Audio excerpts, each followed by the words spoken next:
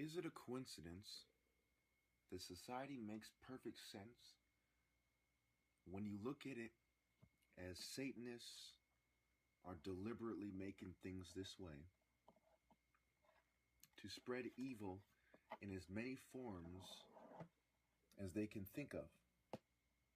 That's why so many people beat their wives. Why so many fraternities at higher, institutes of higher education, rape women and do drugs and so on. Satanists set the culture,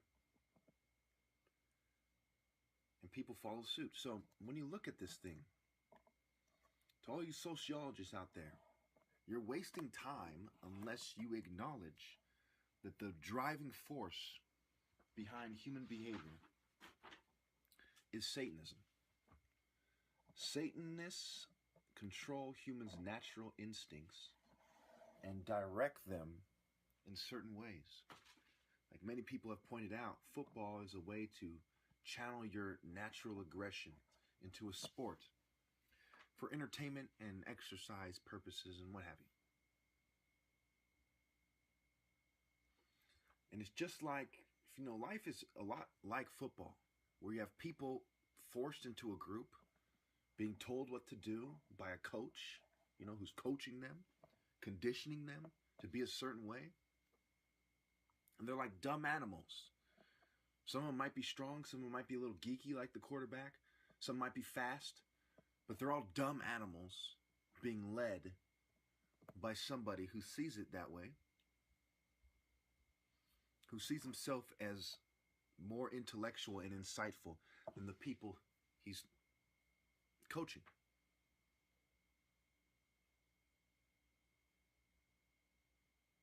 So life is. And the coach knows damn well that they're going to be party animals, right? Yeah, we won, yeah. They know that kind of celebratory attitude is going to carry on into the night. They're going to get drunk and, some bitches are going to get raped and stuff like that. They know this. They might not like it, but they know that this is part of it. Just like the social engineers know that men beating their wife is also part of things. When people look at the media, when they look at how successful other people are, when they take shit from their boss, when they're bitter and drunk with all these liquor stores everywhere, it is very likely that they're going to strike their wife. They come home to a bitching wife. Say, shut up, bitch. I don't want to hear shit. You shut up. You shut up. And then they say something that really hurts their feelings, and they slap the bitch. They sock the bitch. What have you. They know all these things are a part of it. It is by design. Like designing a video game, right? You know pretty much everything that's a part of it. You can even imagine those frustrating levels. You go, oh yeah, when my, when the player gets to this level, yeah, he's going to really be angry because I made it real hard. That kind of shit. It's the same thing with social planning. When these blacks get a load of this, they're going to be smoking their brains away. And they're not going to compete with us very well.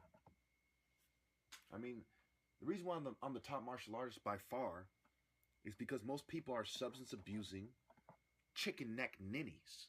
And I come from a long line of warriors and brain surgeon son, and I'm focused and I don't abuse substances. They're trying to covertly drug me, to sabotage me more than they're sabotaging everyone else because they see that great potential in me. They're like, there's no way we can beat this guy. There's no way we can beat him in a debate or at martial arts. So we're just going to sabotage him and try to play him out.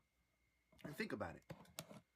Would you spend fucking millions of dollars trying to sabotage, drug, and play someone out if you could simply beat them and at a debate and silence them, or beat them in the ring? What the fuck? It's just fucking madness, right?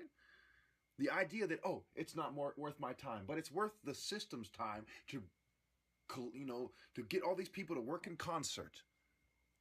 All these chemists and psychologists to work together to sabotage me, but it's not worth one person's time to beat me in a debate. or one person's time to beat me in the fucking ring. I mean, it's just absolute madness. If you believe that, you are one stupid motherfucker. And if you believe for 1 second that the people who put gang stalking together couldn't find someone to beat me if that person exists, you're a fucking even dumber motherfucker. You are a very, very stupid motherfucker.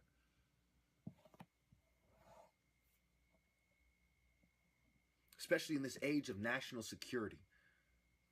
Every individual in this country has been assessed. What are they capable of? Who are their affiliates? There's a government file on all of us. And pull you up. That's why when they gang stalk someone, they know all this stuff about them already. Because a lot of it's on file already. There's people who do nothing but compile data and information. The information age. What the fuck do you think it's called that? I know. I have a degree in information technology. And I guarantee you, I don't know a fraction of the technology related to information that they have out there. Can kind of imagine, can kind of speculate.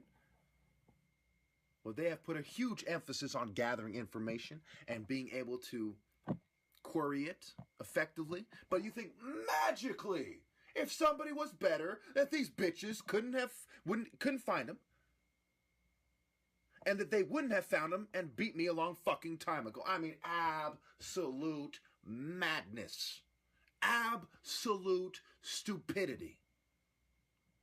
Even if my challenge had one view, it becomes preposterous to think that somebody is better in this country. Because these ninny cowards who are trying to sabotage me would have found them a long time ago. Wake up and smell the fucking coffee.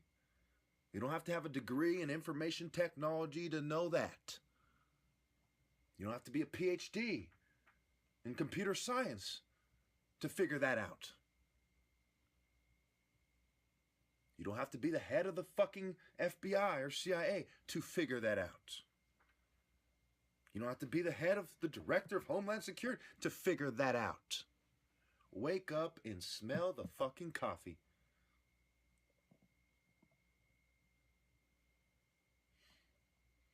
When you consider everything, not only are women having bad judgment, but a lot of that bad judgment is due to their inferior philosophy. Unless, over 40% of them are feminists, you do the math.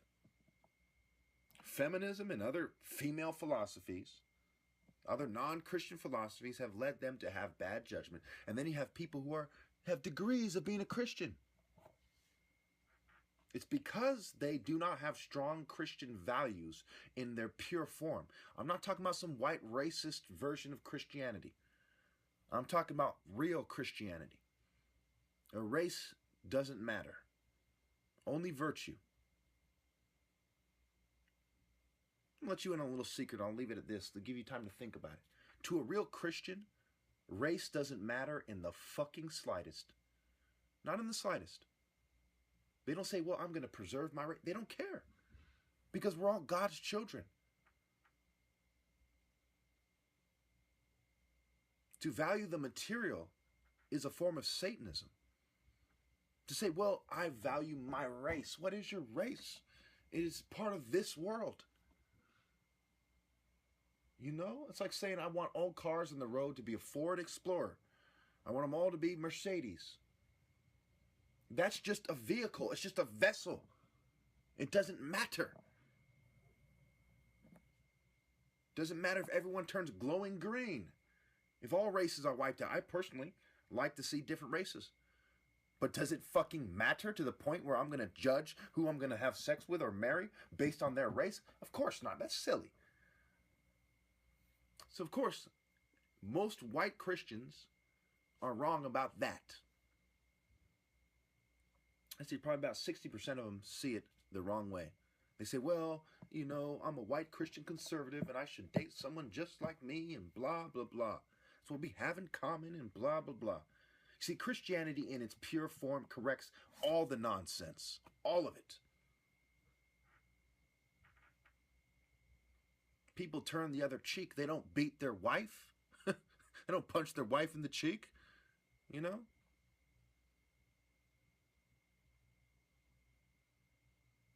The reason why people are isolate themselves socially, and I'm going to let you in a little secret, you mental health cowards. The reason why people socially isolate themselves is because they're not dealing with friendly fucking Christians in the world. They're dealing with you mental health, liberal trash, you racist scum, you eugenicist filth, you conformist ninnies who are judging people all the time. Oh, he's so not cool. Does a Christian say, oh my goodness, that isn't a cool outfit?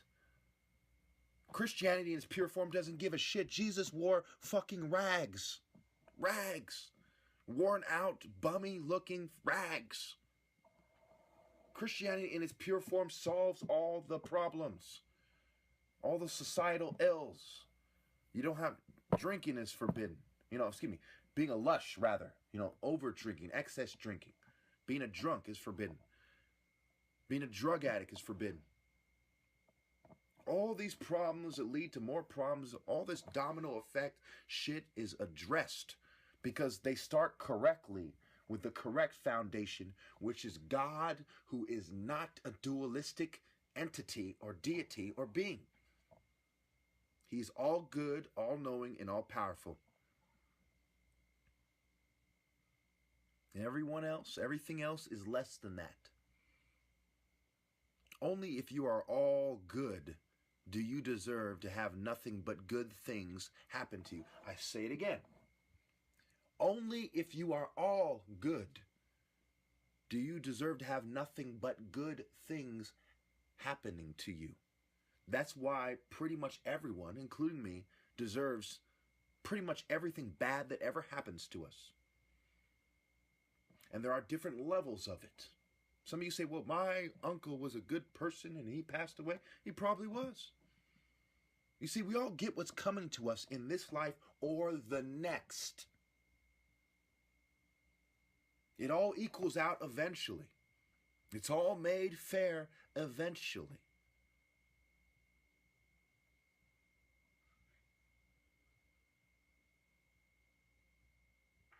No one ever wants to admit that the problems that face society, the major ones, all have to do with lack of strong Christian values. And there's nothing in the Bible that says you can't be a man of medicine. Jesus was a healer. So many Christians would be inspired to be scientists and doctors, and especially look for natural cures and remedies.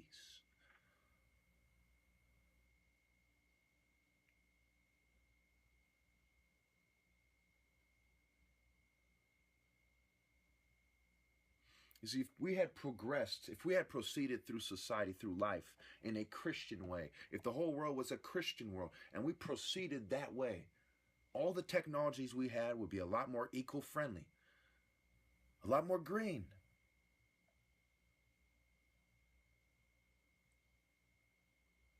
Because Christians love nature. They love the animals. Doesn't mean they're going to let the animals threaten them and so on. But anyway, that's why Noah's Ark, right? God saved the animals. So, to saved enough of them to allow them to propagate, to reproduce.